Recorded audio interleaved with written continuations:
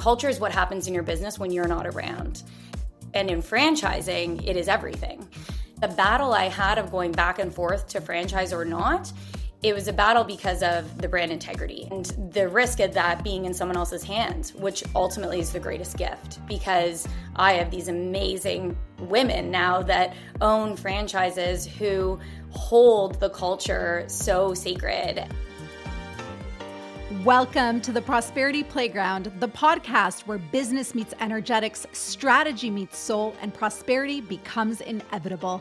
I'm your host, Anna Lozano, mom, founder, investor, mentor, and energetics in business expert. This is your weekly activation to rewire how you think and feel about wealth, success, and personal power, because it's not about working harder, it's about regulating deeper, aligning stronger, and receiving wider. You don't hustle for your future, you calibrate to your higher self. Join me weekly for high-level conversations with the world's most inspiring entrepreneurs, creators, and thought leaders. True prosperity isn't just about money. It's about alignment, freedom, expansion, and embodying your worth. Welcome to the playground. Let's build your most prosperous life. Hey loves, welcome back. I'm so grateful you're here for another episode of the Prosperity Playground podcast. Today, I'm joined by Lexi Miles Corrin, who's an entrepreneur, angel investor, mom of four, and the founder of one of Canada's fastest growing beauty service brands, WAXON Laser Waxbar, which she built from a single idea into a national franchise before officially exiting in 2020. Drawing from over a decade as a founder, scaling a women-powered company, navigating complex growth seasons, and leading through emotional realities of building and exiting, Lexi now supports and invests in women-led companies and early-stage founders. She's known for her bite-sized, radically practical approach to ambition, breaking big dreams into accessible 15-minute steps that help women build momentum, belief, and results without burning out. In this conversation, we dive into how WAXON went from just an idea to a national brand, the real growth strategy that most founders skip, culture and client experience, and the bite-sized momentum method, plus the village piece that changes everything for female founders. We really hope you enjoy the show. Let Lexi and I know on Instagram what resonates, and we'll see you on the inside. All right, Lexi, welcome to the Prosperity Playground podcast. I'm so grateful that we've been able to lock this in and dive in deep today. Same. I'm so grateful to be here. I can't wait for our conversation. Yeah. I feel like I'm going to learn something here. Amazing. I feel like, we have similar paths in different industries, but it's going to be a really fun convo. I was actually a regular at your Burloak WAXON location for years. Love the franchise, love the branding, loved the product and service that I received. So thanks for building an epic brand. Thank you. That's always like the highest compliment ever, is when people are clients and have like the most amazing things to say. Yeah, so. Amazing experience. I actually have to share, that was the very first time I tried a Brazilian and I was pregnant and it was so painful. I'm like, never again. No, thank you. Well, that's the place to go if you're gonna, I think so many people were, the timing actually, when I opened WAXON, it couldn't have been better because we were the first chain of wax bars to enter. And it really was the phase of the 40-year-old virgin being the experience, not just for men, but for women, where the options were expensive spas or they were behind a shower curtain, which is what my experience was at the mani-pedi places. And the pain that one would experience there was extreme. I mean, I always say you literally be am I gonna leave and lose an eyebrow or a lip? And I'm not talking about your upper lip. It was excruciating. And so that honestly was the premise for WAXON. And so the best, we had so many people who came to us and tried Brazilians finally for the first time again, because they felt safe and we have the best wax and all of the things, trained esthetician, I was going to all that say good stuff. the wax was a total difference. I was just like, well, I was pregnant and I know that adds a whole other layer of pain. Yes, your hormones. Yes. Yeah. And so we got into this whole conversation. I was too chicken to try it again, but I would say, You got to go back. you got to go back. If anyone's thinking Brazilian, only WAXON in Canada. That's the only place to go. That's for sure. So let's dive in when WAXON was just an idea for you. Like, take us through the journey. Yeah, so I guess I shared a little bit. I was actually a management consultant prior to starting WAXON. So I worked in actually very much a male-dominated industry, and then came into what was fully female-dominated, especially at WAXON. All of our franchise partners, when I sold the business, were female, and just really an empowered female brand, which I absolutely adored. Is really one of my most favorite parts of owning WAXON. But at the time, I was a management consultant. I spent a lot of time in the US, and I started seeing these wax places popping up. And my mom actually got her first Brazilian, TMI for my mom, and at one of these places in the US. And she's like, you have to go. It was in Arizona.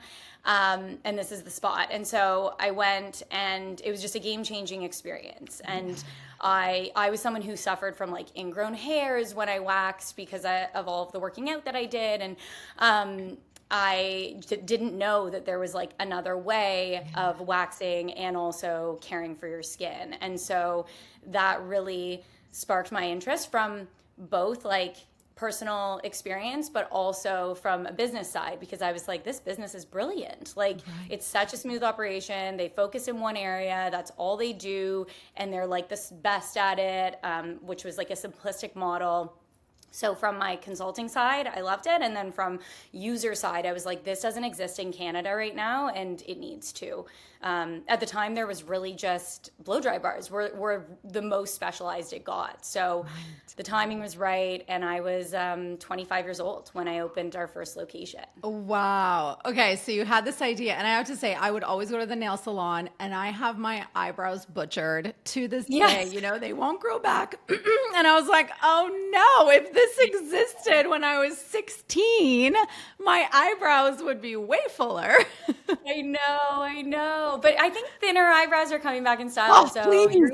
It's been years, right? Because we went through the like bushy eyebrows. I was like, no, I can't subscribe to this trend because I literally can't. Yeah, well, they look fabulous. Oh, thank you. Okay, so you have this idea. You're 25. You're in the States. You're like, this doesn't exist in Canada. What was the next step you took?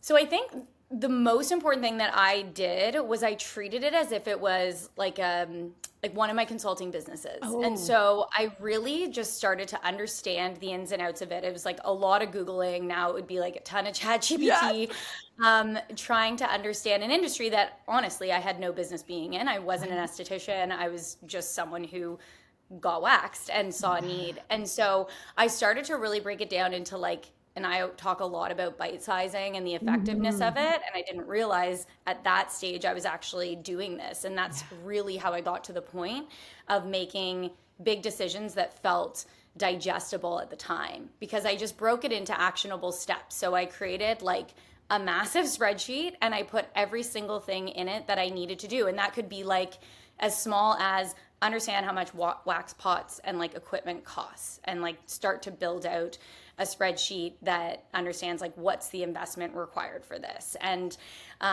really like actionable items, and then like deadlines beside those that I would hold myself accountable to. And I just started to tick the boxes one by one by one, alongside still working my consulting job.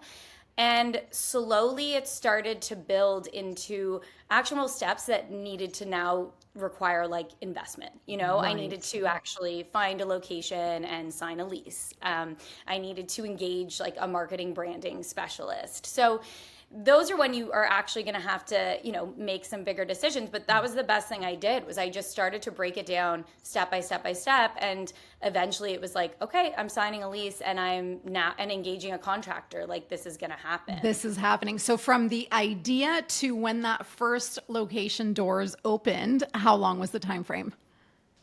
was about a year and a half. Okay. And there was large construction delays, things like that within that, maybe actually even closer to 2 years. Um, and, and I had every day waking up being like, okay, here we go. And what the hell am I doing? Yes. Every day. Like I literally wavered consistently back and forth of, am I really doing this, to the day before our opening. And I'll never forget, we Wow. were loading up our retail shelves and my mom was there helping. My best friend worked for the business right till the day we sold. And yeah, 15 years she was alongside me. And we were like loading up our shelves and having all the feels, and people are asking me a million questions, and finally I was like, I don't know, like I don't actually know what I'm doing, guys. Like this is all, like I'm actually very unsure about all of this. But I love that. everyone left and I was there for a moment by myself, and I just had this moment of all the doubts, all the like, oh my gosh, what are you doing? And then this deep, deep like knowing of, like this is it. Like I know this is something special. It's going to Yeah. be different. It's going to be amazing. And I think those are the moments that we really need to reconcile with. And as women, we have this incredible intuitive gift Yeah. that we're given. And everything outside of us tells us to doubt it. And everything outside of us tells us to lean further away from ourselves. And I think in those moments, it's like absolutely grounding into that. There's a reason why I took step one Yes. and then step 2, 3, 4, 5, 6 every time choosing. And this is going to be amazing. And it's going to be terrifying and exposing and so vulnerable. And now looking back, like what a ride and what a privilege. Just, Right.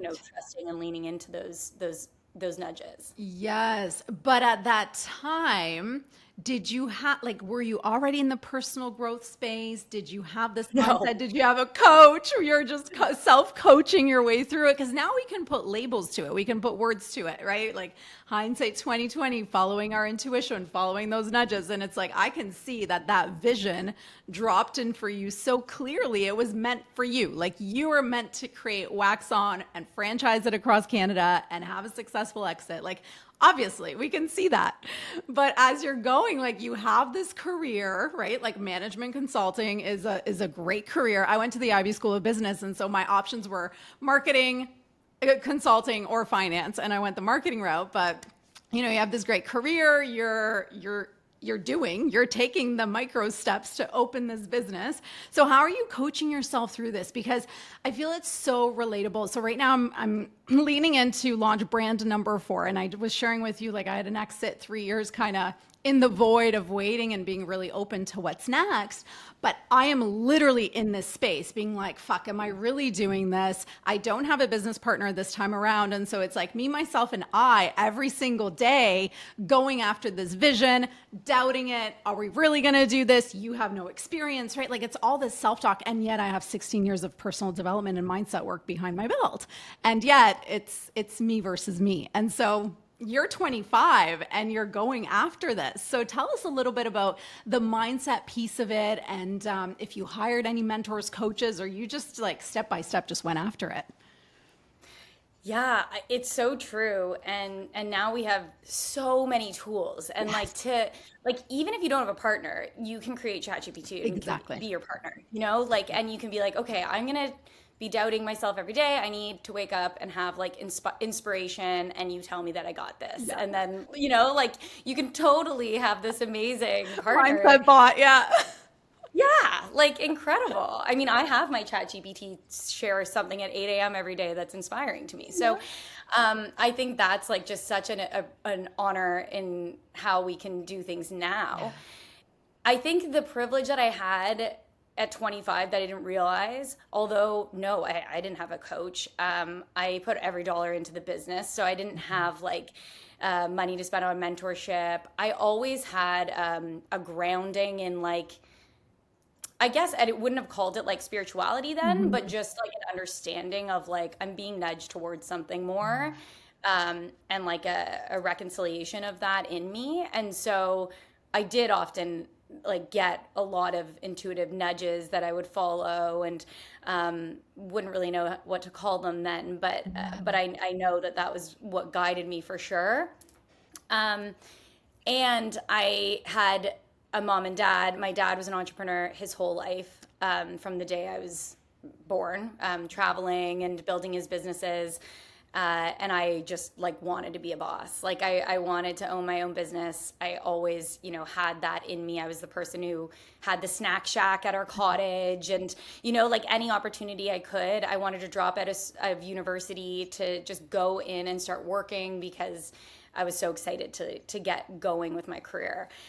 So I had like inspiration and people to lean on around me. Oh, But I think it's, today being able to lean on all of these additional things that we have in our lives that we can to help us to make the moves and feel supported in doing that. Because even social media, we didn't have social media. yeah. So like Facebook existed, but that was it. It was all on word of mouth and building your business that way. And also I didn't have the like coaches that I could gain access to for free on social. Like you were Yes. really on your own. Yes. And then the last thing I'll say that was an honor, and a privilege at the time is I was 25. Like I didn't really have much to lose. Like, let's be real, I Yeah. didn't have a family like I have today, 4 kids and a husband and my home. Like, I literally, like, the bank wouldn't give me $1. I took everything I had from consulting and put it into WAXON because, like, I didn't have an asset. I didn't have I had nothing. So Yeah. you also had nothing to lose at that point, Right. Which kind of gives this like, oh, other than my ego, which I was yeah, terrified about, by the way. Big really? ego then. Well, and listen, it comes to be useful in moments of like growth and belief in self, right? Okay, so you open the first location, and what happens? Like, how are you bringing clients in? You did mention word of mouth. Was it mostly word of mouth? Were you doing any marketing, advertising? And then like, what was your growth trajectory to the point where you knew you had to franchise? Take us through that journey.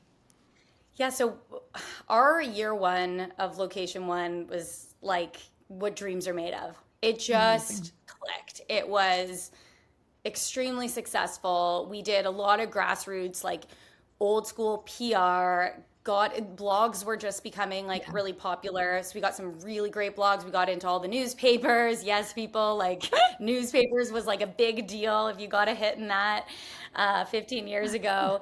And we it was like timing was right. Yeah. Everyone was flooding in our doors because we were new. We hit it on branding. I surrounded myself. I'm not a branding person and marketing person, and I had an amazing team that we just did it right in how we set up the brand from day one, and pretty much everything else we had to fix. Like the Wow. inside operations, we almost turned over like our entire staff within the first month, other than a couple that remained with us then for one still with us today, another for 8 years, 10 years.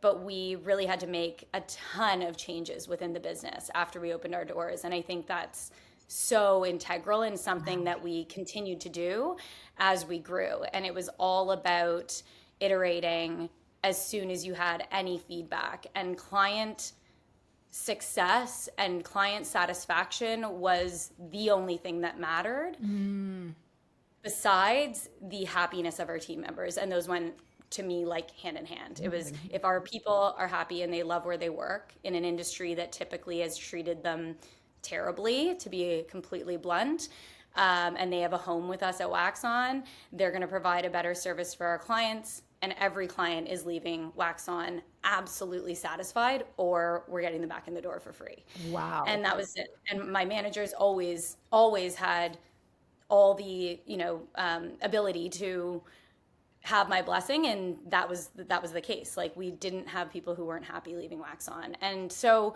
where word of mouth was king, and I mean it still is today in different ways though, that's how we grew. And we grew very quickly within that first location. And then I opened our second within a year and a half, third and fourth a year after that.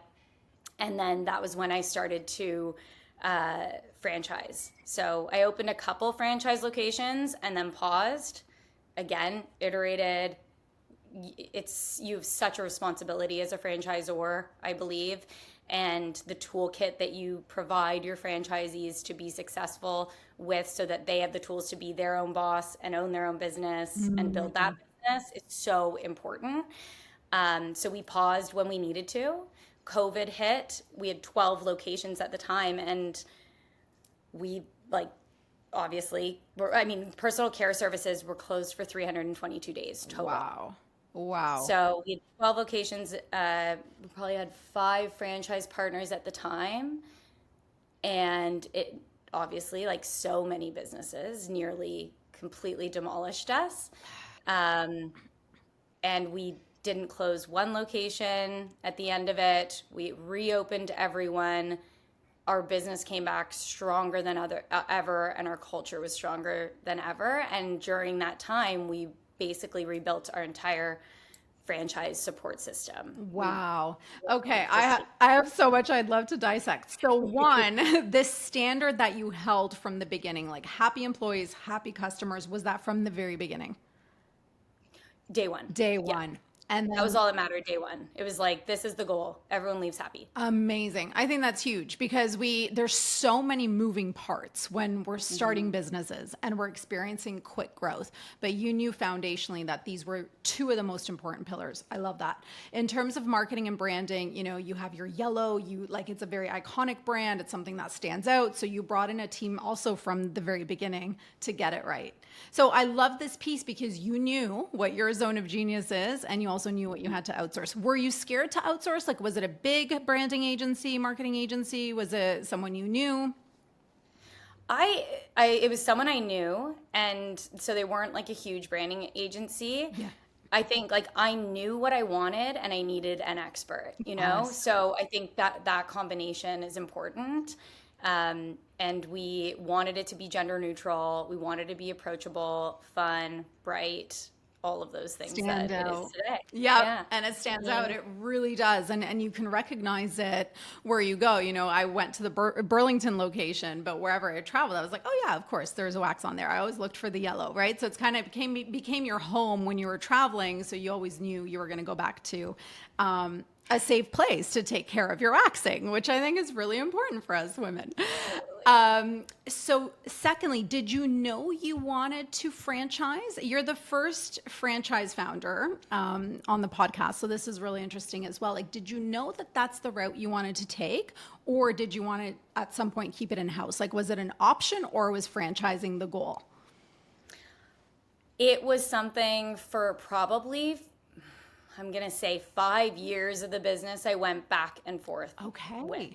When I first started WAXON, if you'd asked me when I was opening our first location, the goal was, okay, I'm going to open 1 or 2 of these, and then I'm going to franchise it, be 100 locations in 5 years, and bing, bang, boom, there we go. There we go. That was the goal. So that's not what the reality was. And the path that we followed is one that built such a much stronger foundation to grow from. And that's the most important part. And I think the responsibility in franchising. So you didn't know franchising. That was also new for you. What are some things you learned? What are some things that you're like, okay, we did this really well, and maybe mistakes that cost you some money and time? Oh, yeah. First of all, the investment to start into franchising's is a lot. You have to, because legally you have to have franchise agreements and disclosure documents, and you really need to know your business in order to obviously share and train someone else. Those are the responsibilities of you as a franchisor. And so when we paused, it was because we had the luxury of having someone that I knew as one of our first franchise partners. Actually, our first 2 were arm's length friends of mine, and my brother and his wife actually opened a location. And so I was able to use them as okay, here's what we're doing, and then can you give us feedback, and what do we need to do differently, and how can we do better? And that was kind of a safe space for us to start to dive into and get our feet wet into franchising. And then that was when we wanted to pause, redid a lot of our agreements, redid our training program, policies, procedures, all of those things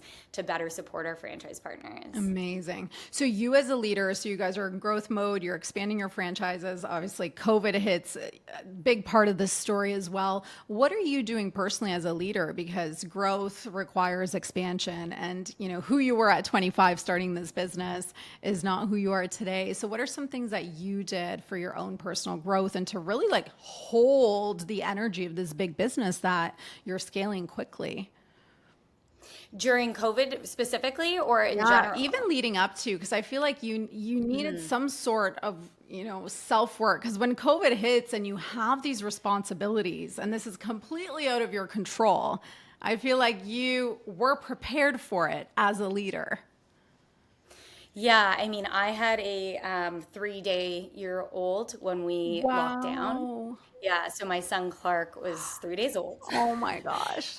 when we shut down all of our locations. And so that was just tremendously challenging, of course, for all the reasons, and the main being our people. And so to answer that, how I prepared for it was an intention that I made since day one. So I mentioned like happy customers, but happy people, like our team. And I think culture is what happens in your business when you're not around. Yes.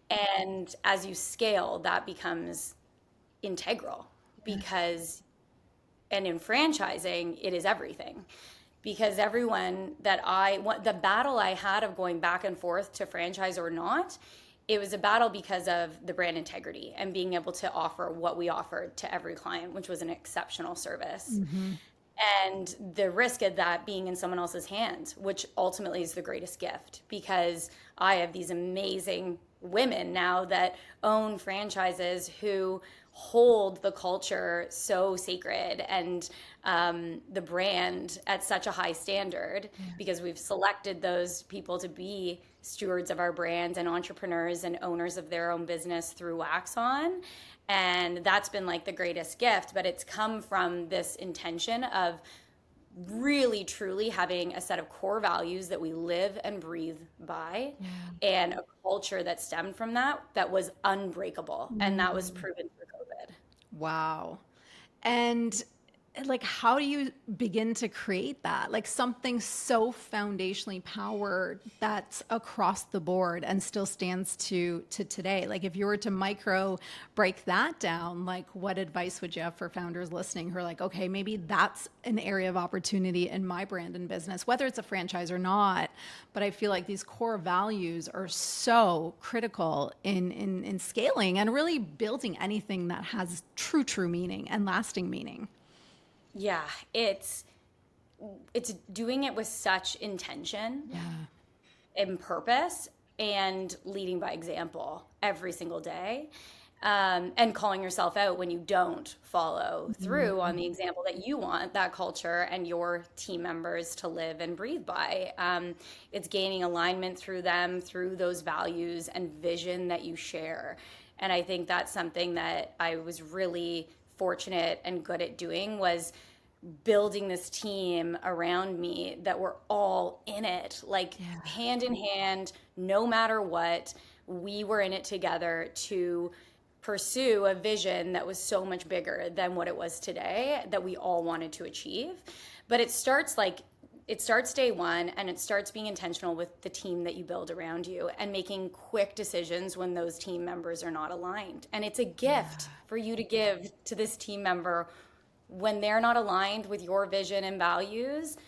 They are meant for something that's more aligned with them. And you're meant for someone to come in that's more aligned with you. And often we have such a challenge in pulling the trigger when we feel like someone's misaligned with our business brand values and vision. And that seeps into the rest of the culture so fast. At every, and I'm not just talking like HQ, I'm talking in my locations, our waxologists, as we call them, estheticians. It's toxic when you have someone who's not aligned and you don't make a move to give that person the gift of removing them from the business because they're not aligned. And I love the reframe, and it's all perspective and how you see it and how you frame it and how you believe it. Like what you're saying here is it's the gift, like it's a mutual gift to release from something that is not serving.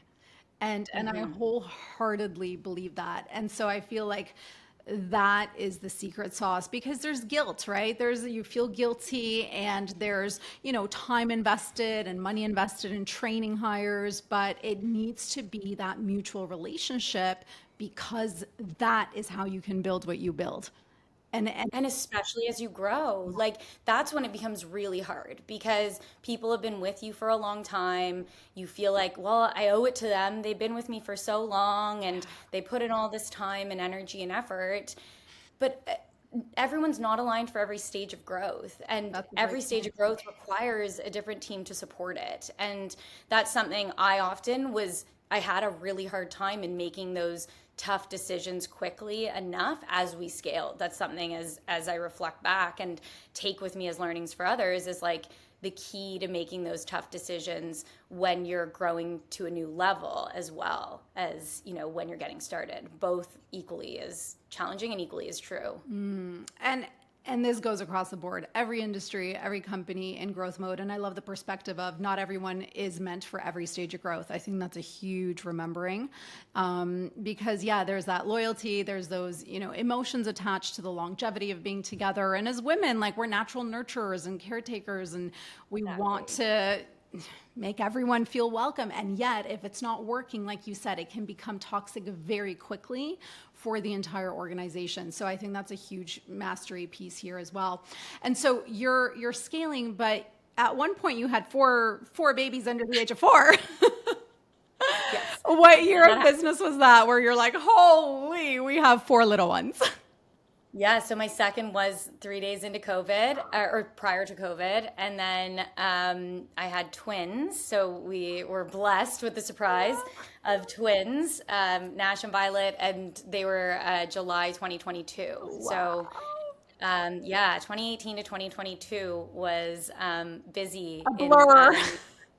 Yeah, blur, exactly. Yes. How did you do it? Did you outsource? Did you get help? Did you create boundaries for yourself as a leader? Like, did you have the team in place so that you could step back? Like, what are some tangible tips for mom founders who are tuning in and they're in growth mode? Yes. So I am a massive, massive, massive advocate for building your village. Yeah. I think as women, we don't share enough in how we receive help and how that help allows us to do what we love. And by doing what we love, we show our kids and give them the blessing and welcome them to the privilege of doing what they love, as they move through life. And so for me and for my husband's also an entrepreneur. And so especially when we found out that we were having twins, it was like, we're staffing up. Like we treated our home as a business, and how are we going to be able to be the best versions of ourselves in continuing to pursue our dreams while also being able to be active parents in the way that we want to participate in our kids' life, which is the way of being like on the floor with them playing and being able to be present with them when we have those windows that we dedicate to being present with them. Yes. And I think that's really important. So I did this article for Today's Parent, and it was so interesting in how many men actually shared it. Like I had men reaching out to me, sharing it, saying like, I sent this to my wife and I'm so happy you said this because she's so nervous about getting help. And listen, I honor the privilege that I have I have 2 nannies. Like that is what it takes in my household. For me to have gone through the exit that I did, for my husband building a business, he's gone through 1 exit prior to that. So to be able to do that, it's 2 nannies. Not everyone can have 2 nannies. Not everyone can have 1 nanny. Most of the world does not have any of this, right? Yeah. However, we can break it into ways that you can receive help if you're open to receiving it. And that is like leaning on your family, your friend network, carpooling, meal sharing, like just actually receiving and saying like, yes, I do need that help. And as women, I think so often we feel we need to just carry it all alone. And that's never how our lives worked. That's never how we used to have babies in villages with a village helping us with the baby. Yes. So I think we need to go back to like allowing ourselves more to receive that, because we're stepping into the biggest wealth transfer into women's hands ever. And we need to be in a place as women to be able to receive that and to have the time and energy and all of the things to be able to actually like run with it as well, you know? And we can't do that right now with being everything to everyone, because then you're nothing to yourself for sure. We come last typically always. And we actually need to come first. And that's what I prioritize. 100%. Like, amen to that. It's like permission granted, because again, there's so much guilt associated to having support for whatever reason. I don't know where we got lost in this conversation, because like you said, it started with a village, and it's so much more enjoyable, and we're all craving similar things, and yet keeping it behind closed doors. And one of the things that I've loved about spending more time in Mexico is being in a village and being in a community and really looking at my own patterns of receiving. Like, I am first to give, and it is so easy to give. And yes, you know, drop off your kids, I'll host the play date, but it's like, I want to play pickleball at 4:00 and I feel guilty asking a friend to take my kids. Like, why? For what reason, right? And then so like working through those things, because it's just programming that no longer serves us, and just being like understanding that it's a beautiful energy exchange, because if I ask you for support, it makes you feel good also saying yes. 1,000,000%. We want to help each other. We want to Like, help. and so, by the way, let's start small. Let's start like when you're sick and the friend reaches out and says, "Is there anything you need? Can I drop off some food?" You say, "Yes." Yes. I would love that, because I would love to have soup delivered to my door. That would be so beautiful. But it's like, no, no, no, I couldn't put you to that trouble. And yet that person, that friend really wants to give us that. And, you know, we talk about, and I talk so much about the foundation of a business.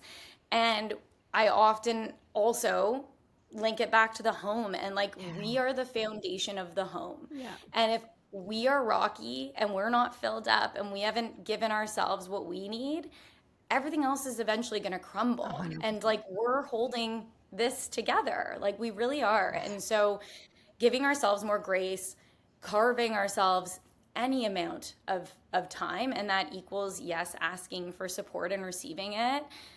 But it can start small. And I think that's what we forget, is like 15 minutes is so impactful in our lives, and everyone has 15 minutes. Yeah. And so if you can just start there, because everyone's like, I don't have enough time. Like, I'm doing this, I'm doing that, da, da, da. But I mean, we definitely spend more than 15 minutes on social media, and that's not getting us further ahead. And I'm so guilty of it as well. This is But we can definitely spend 15 minutes on value add things for ourselves. Yes. And receiving without any emotions attached to it other than like gratitude and an open heart. And so I think that's our call to action from this podcast is, you know, where do you need help? Like, just dissect it, look at every area, because at the end of the day, joy is the goal. And I think, again, that got lost in translation as we're building careers and building wealth and building success. It's like, joy's the goal. So if you're not enjoying the journey, then what is the point of it all? And I think that's a big realization I had is, you know, especially being in growth mode and having young children and really getting lost in all of it and not really enjoying any of it. And once I realized, like, this has to stop, because what's the point? And when I reached the what's the point question, that's when everything started to shift, because I started asking for help and started taking different decisions. And so that's our call to action for everyone listening, is like, ask for help. Like, where can you receive more help? And oftentimes it just comes down to an ask. You know who could support you in the area that you need support. So just go for it.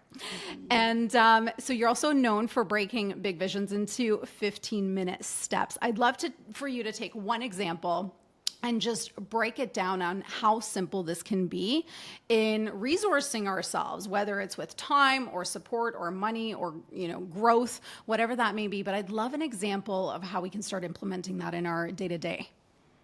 Yeah. So I call it bite sizing it. And, I had a lot because I have 4 kids and as I've mentioned, I have all the help. And I was building a business that I was exiting. Like I genuinely did not have time. Like I was, especially as during an exit, like every like my husband was giving 99% to the kids and I was like 1%, like it was for 2 months there. It was massive. And so this was where I realized the effectiveness of bite sizing, because I genuinely did not have the time, and I knew that my mindset and my body, like I have to have movement in my day. That's my therapy. And I have to have mindset work. Like I just need time to like journal or do and be something for myself in order for me to be my best version to every single person in my life. And so bite sizing is truly taking that thing that keeps it basically tricks you into consistency. And consistency is where once we hit the moment of consistency, you can't live without it. And that time continues to just slowly get larger and larger and larger because you realize the benefits of it, because it makes space for more in your life. And so let's just it's January, so everyone's trying to get onto this like workout regime. And so we're all saying, okay, January, I'm going to work out every day. That alone, and I'm going to do a workout every day. Everyone thinks of things in 30 minutes and hour increments. Yes. That's the first part that is just like wrong, because right there we're setting ourselves up for failure, because we don't have 30 minutes and we definitely do not have an hour. So can I just commit every day to a 15-minute workout? There are so many out there online that you could pull up for free and do a 15-minute workout. Can I start there and commit to doing it 5 days a week, And if we start there in consistency and commit to something that is digestible for us, we end up, it works into our system, and slowly we then are like, wait a second, that 15 minutes, I'd love to do 20 minutes today. But for 3 weeks, only commit to 15 minutes. Do not do 20 minutes. Do not do a half an hour. You're going to want to do more. Don't do it. Start with 15 minutes. You could do 15 minutes again later on in the afternoon, but do 15 minutes and just commit to that for yourself. I recommend every day, but if weekends, are something that, no, do it every day. You have 15 minutes. And, on the weekends, we don't have help on the weekends. And my husband and I, we give each other 20 minutes alone. And he does his workout, then I do my workout. And we both have our quiet time away from the kids where we get what we need done, and it is effective and it works. But let's start at 15 minutes. And you can apply this to anything. So working out is one thing. I love it for when you're starting a new business or a new idea, and just having 15 minutes for action items. Yes. Because taking action is something we procrastinate more than anything. And so having this list ongoing during the day that are the quick emails you need to send, the money transfers you need to make, whatever it is that you're delaying related to that business, you just save it and you carve 15 minutes, you block it out, no interruptions, and you just do it. And you have to do it. So you have 15 minutes, you set your timer, and you get it done. And I think the key here is it's everyone has 15 minutes. So there's no excuses. I have 4 kids. Yes. You have 15 minutes. Exactly. And you're starting to build that consistency muscle. And then you start to experience the feel good, even with the workout, right? You start to feel better. Therefore you want more. And so I love that. Okay. We're going to implement that as well. I want to close off talking about the exit. So you had an exit 2025. Congratulations. That's huge. Thank you so much. Is this something that you knew you wanted to eventually do? How did you start preparing for it? Tell us about it. Tell us about the experience. Tell us about some of your key learnings, and then what's next for you? Yeah. So, oh my gosh. I mean, I had met the gentleman who ended up buying our business. I met him 2 years prior to actually even putting anything together. And so I'd been building a relationship for 2 years. And to be honest, if I'd probably listened to even nudges 2 years ago, it was telling me it was maybe time. Mm. And then I was like, oh no, it definitely is not. Like we were the momentum we had at that stage was unbelievable, and I was having so much fun in the business and all the things, right? And so anyways, we just stayed in touch and continued to build a relationship. And I just kept feeling this pull that is just so interesting to look back on. And I'm not sure if you felt the same way, but it was just this constant pull of like, I think it's time. I think it's time. And, I believe in like something greater than us, and the universe was knocking me over the head with it, honestly. It was kind of undeniable, yet I felt so much guilt, to be honest. This was my baby. This was my first baby. I had WAXON before anything else. I grew up with her, I had so many experiences tied up in it that to say like, I think my time here is ready was the most daunting thing to ever decide. And I felt like I was letting down team members, franchise partners, everyone, if I was making that decision. Which also, looking back, I'm like, who am I? Like, actually, what a gift, like, I'm giving them, and bringing someone in who has scaled from the size that we were at our stage when I sold, and has taken it, the distance from our size to 100 plus franchise locations. And that's the piece where I was like, I don't think my skill set now is ready to go from here to there. Could I do it? Yeah, I could do it. Do I want to do it? Am I choosing that for myself in the next 5 years of my life? I don't think that's where I'm going to be best serving. And that is a really hard thing to admit when you love what you do every day and you love the people you do it with every day. Beyond anything, I really loved what I did. And so making that decision was tremendously, tremendously challenging. How did you ultimately come to the decision of, yes, like, I'm going to exit? I just kept, I kept having these pulls, and I finally had a sit down conversation with my husband, and I was like, I think it might be time. And he's like, you think? Like, he knew. He allowed you to come to your own decision, though, but he saw it. He knew, like, because you can deny it all you want, but your partner sees it all through you. And so having those real conversations is finally admitting to someone. I hadn't admitted it to anyone. So having conversations out loud is so amazing. And I think it's really important to protect who you have those conversations with when you're in something. And so finding that coach, and I had an incredible coach during all of this that I could not have probably done this without her, Hina Khan, and then my husband, but finally admitting that out loud and having that person that you can lean on to have a conversation in full transparency, and be fully vulnerable and exposed, I think does wonders for you being able to actually admit to yourself what you already know. Versus having those in your head is just, or even in a journal, is just not effective. Speaking it out loud to someone else, huge. And so you went through the process, which is a whole other journey in itself. And, it really is a crazy experience to go through the exit. How are you feeling after the exit? Like like obviously there's that high, that celebration, that excitement. How are you feeling today? Because it is a few months post. Yeah, it's funny. I mean, they say like last year was the year of the snake and like the shedding. I'm like, oh yes, we shed. I've never cried more. I don't think if you like combined all the years of my life, I probably didn't cry as much as I cried this past year. Wow. It's been so transformational. It's been a complete ride that I'm still on, and I'm so excited for what I'm going to be able to lean into next. And I think it's also really important for me. We just were in Florida, and it was the first time, because it was over the holidays.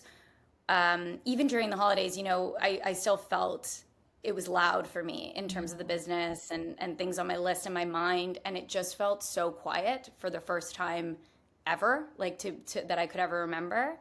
The peace and just the gratitude I had spending that with my family was really, really special. And I'm working on being in those moments because I am the person who's like, and I am starting to build what's next already. And so I'm trying to do that from a new place where it still allows these moments of ease and reflection and calm and peace because that wasn't what I left. I was really in it, and I started the business, truly grinding it out, and then started to incorporate a lot more lightness. But this next time around is so many learnings to bring with me. But right now I'm enjoying the moments, and I'm super excited about what I'm going to be building next. Wow. Well, we can't wait to hear all about it. And I love that you have the awareness that this is the frequency, this is the energy, this is the emotion that I want to build it from. And I want it to feel this way. I think that's the most important. It took me 3 years to really dive back in because I'm used to the hustle and the grind and the, working and moving from one thing to the next, improving energy and all of it. But once we release that and we shed, it's like foundationally, I just want to feel good, and I want to do it in full presence. I think that's the beautiful thing is founders are coming to the realization of like, we do get to have presence in our families, and if we choose to, and we have the systems and structures in place, but we do get to do it in an energetic frequency that we desire. And for me, it's exactly what you mentioned. It's like that ease and flow and enjoyment and pleasure of what we are creating, because it is a baby that we're birthing. Like businesses are our babies. And so I'm so excited for you, and congratulations, because it's a huge accomplishment. And Thank you. Well, I love these conversations, and I think I think that the world's shifting. I do. Like, I know the hustle and grind has been so there for so long, and there's a place for that, but I do think it needs to be met with this like allowing and and joy and ease with it. Like, what are we if we're not loving what we're doing each and every day, especially when we're spending time away from our families to do it. Exactly. So beautiful. Is there anything that I missed that you'd love to add to this conversation? Oh my gosh. I'm just, no, I don't think so. Like, I'm just genuinely really excited for more of these types of conversations. Excited for what's next. But I think and lastly, like I always say, I mentioned it and touched upon it before. But again, like taking action, and especially on these places where you're led from like a nudge and a gut place, the faster you can do that, that's where the magic happens. And so, don't question, even if it seems like completely random and out of the blue, like don't even question it. Just take an action, like send the email, book the coffee date, whatever it is, like just do it and see what's on the other side. And I think we need to, it only will benefit us to lean into that more. Fully agree. I love that. I have a final question for you. And what is your definition of prosperity? Oh, that's it.